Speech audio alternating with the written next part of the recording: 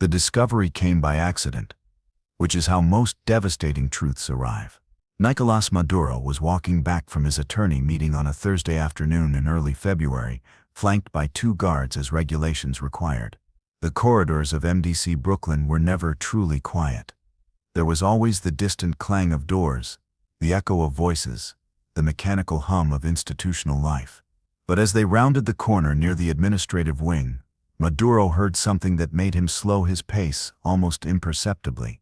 2 guards stood outside a supply closet, talking in low voices.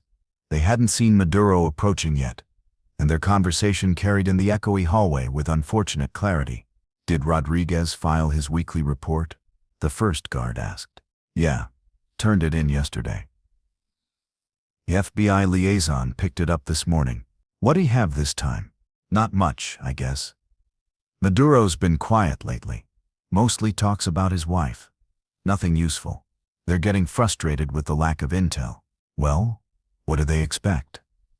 Guy's not stupid enough to confess crimes to his cellmate." The first guard laughed. "Rodriguez is doing his best, but honestly, I think the Venezuelan just doesn't trust anyone anymore." They noticed Maduro then, and their conversation died instantly. The 62-year-old former president gave no indication he'd heard anything, his round face maintaining the same neutral expression he'd perfected over weeks of captivity. His distinctive, thick, dark gray mustache didn't twitch. His dark brown eyes stayed focused straight ahead. His weathered hands with thick fingers remained relaxed at his sides, though his white prison ID wristband suddenly felt like it was cutting off circulation. The guards escorted him back to cell 247 in silence. When the door clanged shut behind him, Rodriguez was sitting on the lower bunk reading a Tom Clancy novel, exactly as he'd been when Maduro left 3 hours earlier. "Hey man, how'd the lawyer meeting go?" Rodriguez asked, looking up with what appeared to be genuine interest. He was in his late 30s, Hispanic, serving 6 years for identity fraud. At least, that's what he'd told Maduro during their first week as cellmates. "Fine," Maduro replied, his voice carefully neutral. He climbed onto his upper bunk, his khaki federal prison uniform rustling with the movement, and lay down facing the concrete wall, his short gray-black hair pressed against the thin pillow. His mind was racing, but his body remained perfectly still. Rodriguez, his cellmate for 6 weeks, the man he'd shared stories with, complained about the food with, played cards with during rec time.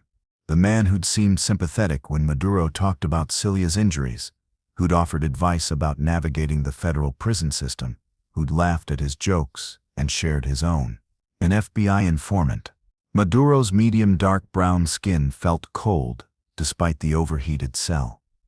His round face, with its Venezuelan features, broad nose, full lips, stayed turned toward the wall. But behind closed eyelids, he was seeing the past 6 weeks through a new lens. Every conversation they'd had, every story he'd shared, every moment of vulnerability, all of it had been reported to the FBI. Rodriguez had been listening, cataloging, writing reports. Maduro had thought he was making a friend in this American hell. Instead, he'd been talking to his enemy. The question was what to do about it. That night, during the 9 p.m. head count, Maduro watched Rodriguez through new eyes, the way his cellmate's gaze followed the guards. The small notepad he kept on his bunk, Maduro had assumed it was for personal notes. Now he wondered if it was for recording their conversations, the way Rodriguez sometimes asked seemingly innocent questions. "So what was Venezuela's relationship with China really like? Or did you actually meet with those Mexican cartel leaders?" Maduro had answered honestly because he'd had nothing to hide, and because Rodriguez had seemed like just another prisoner trying to pass time with conversation. But now every answer felt like evidence that had been harvested and delivered to his prosecutors. Around midnight, when Rodriguez's breathing had settled into the rhythm of sleep, Maduro climbed down from his bunk. He moved quietly to Rodriguez's small shelf of possessions, a few books, some letters, the notepad. He picked up the notepad carefully, angling it toward the dim light that filtered through their cell door from the corridor. The first few pages were innocuous. Shopping lists for commissary, a letter drafted to Rodriguez's sister. But then Maduro found a page that made his blood run cold. Week 6 report, subject remains in denial about charges. Mentioned wife Celia's recovery 3 times. Discussed Venezuelan oil industry, but claimed no personal corruption. No admission of drug trafficking, no mention of offshore accounts. Emotional state, stable, but increasingly fatalistic. Recommendation: continue building trust. Introduce topics about international banking. Subject. They were calling him subject, and Rodriguez had been systematically documenting everything, following FBI instructions on what topics to steer conversations toward. Maduro carefully replaced the notepad exactly as he'd found it. He climbed back to his bunk, his weathered hands with thick fingers gripping the metal rail more tightly than necessary. His prison ID wristband caught the dim light as he settled back onto the thin mattress. He didn't sleep that night. He spent the hours planning what would come next. The confrontation happened the following afternoon, during the 2-hour period when inmates were allowed in their cells without mandatory programming. Maduro had waited until they were alone, until the corridor outside was relatively quiet, until there was no chance of guards interrupting. Rodriguez was lying on his bunk, earbuds in, listening to something on his commissary-purchased MP3 player. He didn't notice Maduro climbing down from the upper bunk. Didn't notice the former Venezuelan president standing over him. Not until Maduro reached down and yanked the earbuds out. What the... Rodriguez started to protest, but stopped when he saw Maduro's expression. How much? Maduro asked quietly. His distinctive, thick, dark gray mustache was set in a hard line. His dark brown eyes, usually warm or at least neutral, were cold as winter stone. How much is the FBI paying you to spy on me? Rodriguez's face went through several emotions in rapid succession. Confusion, then recognition, then fear. He sat up quickly, his back against the concrete wall. I don't know what you're talking about, man. I'm just... Don't. Maduro's voice was soft but carried absolute authority. Decades of political experience had taught him how to command a room, and even in prison, even in a khaki uniform with a wristband marking him as property of the federal system, he still had that power. I heard the guards talking yesterday. They mentioned your weekly FBI reports. So please, Rodriguez, don't insult both of us by lying. The silence that followed was thick enough to cut. Rodriguez's eyes darted toward the cell door, checking if guards were nearby, if he could call for help, if there was any escape from this moment. I asked you a question, Maduro continued, still quietly. How much are they paying you? It's not about money. Rodriguez's voice was barely above a whisper. His hands were shaking now. Nicolás, you have to understand. I understand perfectly. Maduro sat down on the edge of the lower bunk, maintaining eye contact with Rodriguez, who was now pressed against the wall like a cornered animal. You're an informant. They placed you in this cell deliberately. Every conversation we've had, every story I've told, every moment I thought I was talking to another human being, you were working for them. Recording, helping them build their case against me. It's not like that. Then what is it like? Maduro's voice rose slightly, not quite a shout, but carrying more heat. Explain it to me, Rodriguez. Make me understand why a man I thought was my friend has been betraying me every single day for 6 weeks. And then something unexpected happened. Rodriguez, the FBI informant, the trained operative, started crying. Not fake tears. Real ones, streaming down his face as his carefully constructed cover identity collapsed.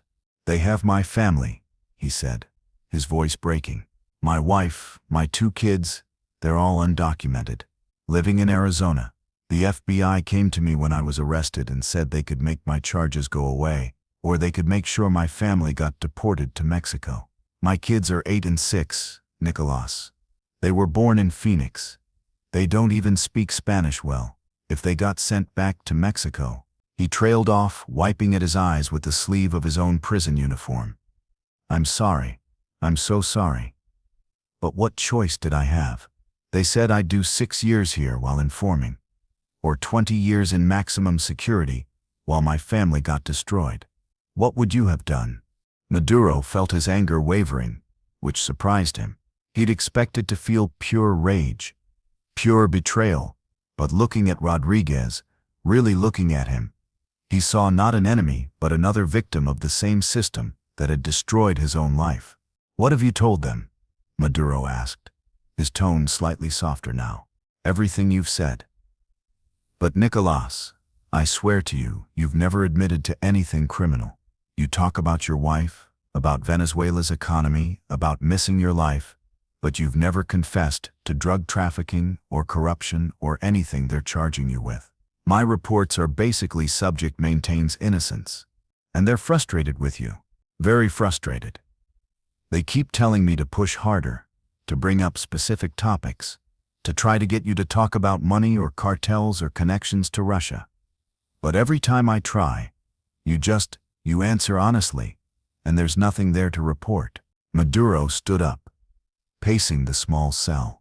His short gray-black hair was slightly disheveled, his round face showing deep stress lines that had multiplied since his capture.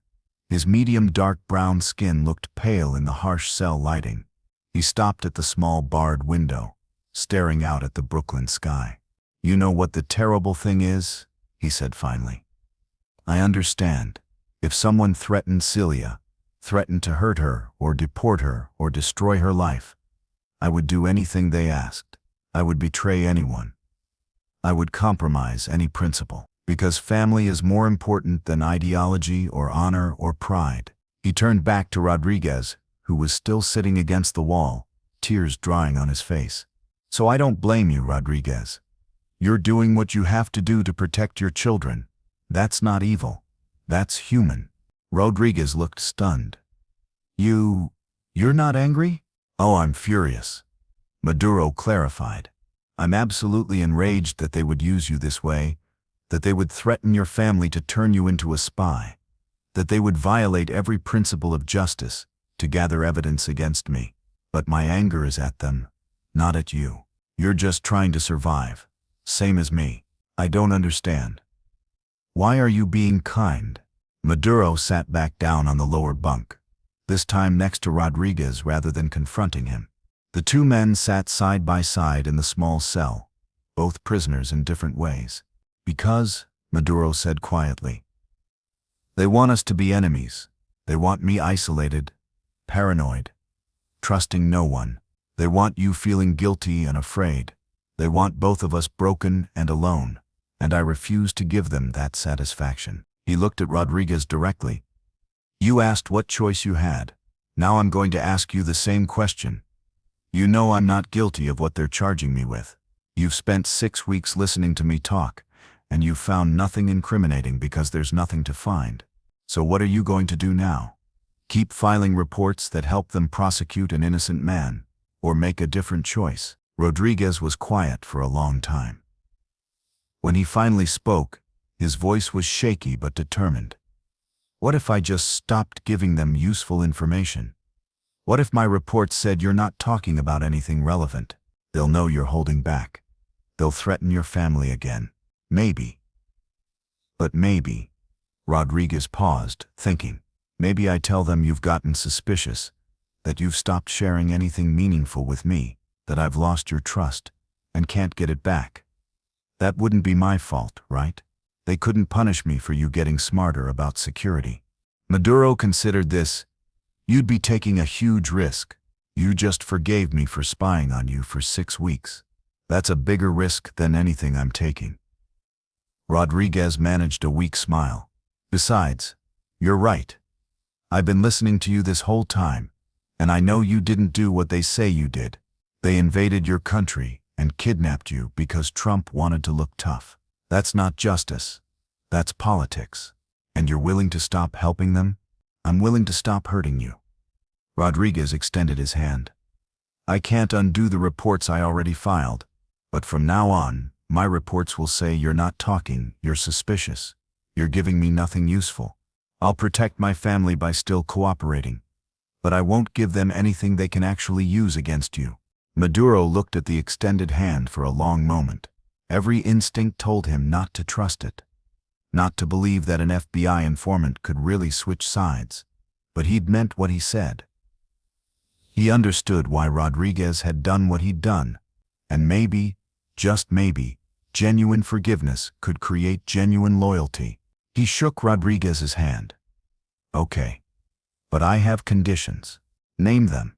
First, you tell me everything you've reported so far. Every detail. I need to know what they know. Done.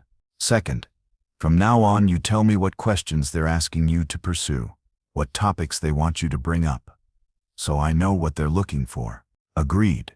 Third, if they threaten your family again, you tell me immediately. We'll figure out how to protect them together. Rodriguez's eyes widened. You'd help me protect my family? After what I did? We're both victims of the same system, Rodriguez. If we can help each other survive it, we should. Over the next few days, Rodriguez kept his word. He provided Maduro with detailed accounts of everything he'd reported over the past 6 weeks. None of it was particularly damaging, mostly just confirmation that Maduro maintained his innocence and talked frequently about his wife. The FBI had been hoping for admissions of guilt, discussions of hidden assets, mentions of international criminal connections. Rodriguez's actual reports contained none of that. They're getting frustrated, Rodriguez explained during one of their evening conversations. The two men had developed a new dynamic, still cautious but honest. My handler told me yesterday that if I don't start getting better information soon, they're going to reevaluate the arrangement. Which means what? Probably that they'll threaten my family again. Or maybe move me to a different cell, put someone else in here with you. Maduro nodded slowly, his distinctive thick dark gray mustache catching the dim cell light. Then, we need to give them something that sounds useful but actually isn't. What do you mean? I'll tell you stories that are technically true, but don't help their prosecution. I'll talk about meetings I had with other world leaders, information that's already public record. I'll discuss Venezuelan economic policy, all of which is documented. You report those conversations, they feel like they're getting intelligence, but nothing helps their case. Rodriguez considered this. You'd stage conversations for me to report? Why not? They're staging this entire prosecution. Fair is fair, and so they did. Over the following week, Maduro carefully crafted discussions with Rodriguez that were designed to be reported to the FBI. He talked about meeting with various international figures, all matters of public record. He discussed Venezuela's oil policies, information available in countless published reports. He even mentioned some internal Venezuelan government debates, but nothing classified or personally incriminating. Rodriguez dutifully reported all of it. His FBI handlers were initially pleased. Finally, some concrete information. But as their analyst reviewed the reports, they realized that none of it actually helped their case. It was all either public knowledge or irrelevant to the charges. They're starting to wonder if you're playing them, Rodriguez reported one evening. My handler asked me directly if I thought you were staging conversations for my benefit. What did you say? I said that you're a former head of state who ran a country for years. Of course you're sophisticated enough to be careful about what you say, but that I'm doing my best to win your trust and get you to open up. Maduro actually smiled at that. You're getting good at this double agent thing. I'm just trying to keep my family safe while not completely destroying my conscience. The friendship that developed between them over the following weeks was strange but genuine. They still played cards during rec time. They still complained about the food. They still talked about their families.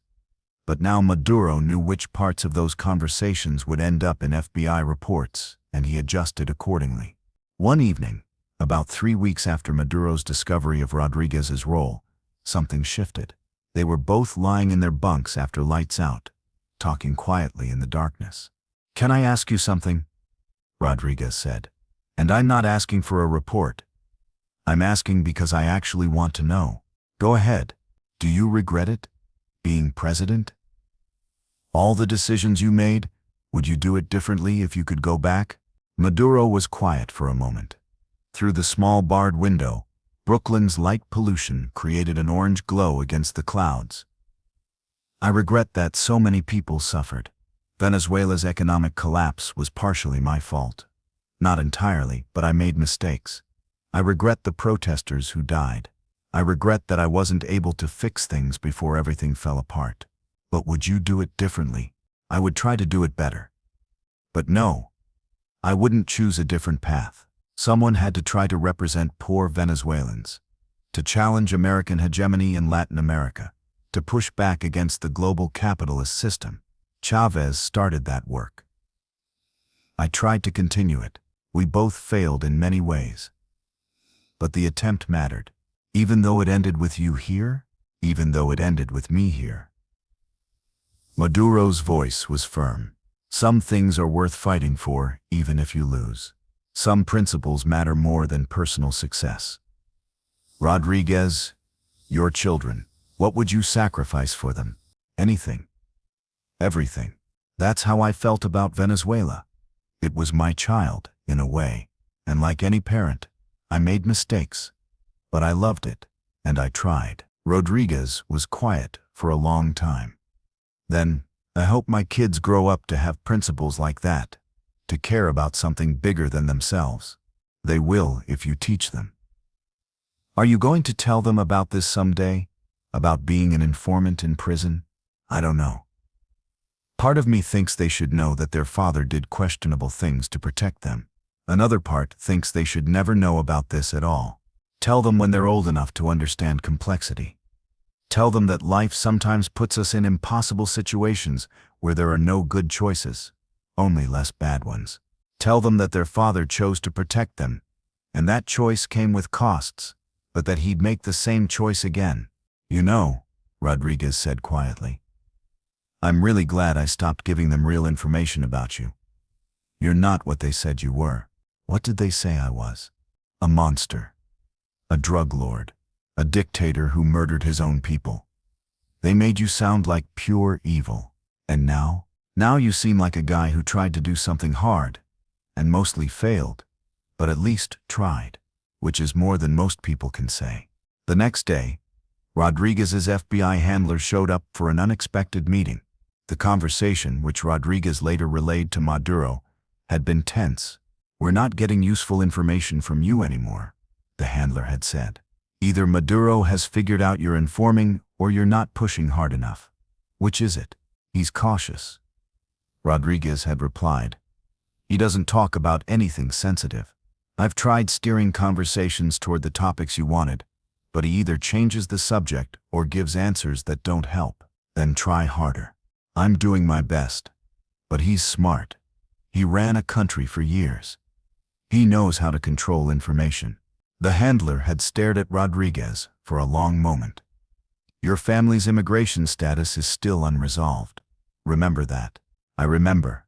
After relaying this conversation to Maduro that evening, Rodriguez asked, what happens when they decide I'm not useful anymore? When they move me out of this cell, then you've bought yourself some time. Maduro replied, you've protected your family for a few more months, and you've done it without completely compromising your integrity. That's something, but what happens to you? They'll just put someone else in here. Let them. Now I know what to look for, and thanks to you, I know what they're trying to find. I'll be ready. They sat in comfortable silence for a while, two men from completely different worlds who had found an unlikely understanding in a Brooklyn prison cell. Nicolás, Rodriguez said finally, I need you to know something. When you eventually go to trial, if they call me as a witness, I'll tell the truth. I'll say you never admitted to any crimes in my presence. I'll say you maintained your innocence consistently. They won't like it, but I won't lie on the stand. Maduro looked at his cellmate with something approaching genuine affection. You'd risk your deal for that? My deal was to inform, not to perjure myself. There's a difference. Your children are lucky to have you as a father. I hope they think so someday. 6 weeks after Maduro discovered Rodriguez's role as an informant, the FBI quietly terminated the arrangement. Rodriguez received notice that he was being transferred to a different facility. His handler delivered the news with barely concealed frustration. The subject has proven resistant to intelligence gathering. Your placement has not yielded actionable information. We're moving you to complete your sentence at a different location. On Rodriguez's last night in cell 247, the two men played one final game of cards. They didn't talk about anything profound. They just played gin rummy and complained about the coffee and told stupid jokes. When the guards came the next morning to transfer Rodriguez, he shook Maduro's hand one last time. "Stay strong," Rodriguez said. "And for what it's worth, I think you're innocent." "For what it's worth," Maduro replied, "I think you're a good man who was put in a terrible situation. Take care of your family. Take care of yourself." After Rodriguez left, Maduro sat alone in the cell for the first time in 2 months. The space felt larger, emptier. He thought about betrayal and forgiveness, about systems that turn people into informants, about the complexity of moral choices in impossible circumstances. He thought about Rodriguez filing those early reports, documenting Maduro's words to help build a prosecution. And he thought about Rodriguez's final weeks, when he'd deliberately given the FBI nothing useful, when he'd chosen conscience over convenience. Sometimes people surprise you. Sometimes they fail you and then redeem themselves. Sometimes the system tries to turn everyone into an enemy, but human connection persists anyway. 3 days later, Maduro got a new cellmate, a young white guy named Davis who was facing drug charges. From the very first conversation, Maduro was cautious. He'd learned his lesson, but he'd also learned something else, that even in prison, even surrounded by people with their own agendas, genuine human connection was still possible. Somewhere in a different federal facility, Rodriguez was probably filing his final report. Maduro hoped it would say something true, that sometimes forgiveness transforms people more effectively than punishment ever could, and that even in the darkest places, even when everything is designed to isolate and break you, friendship can emerge in the most unlikely circumstances.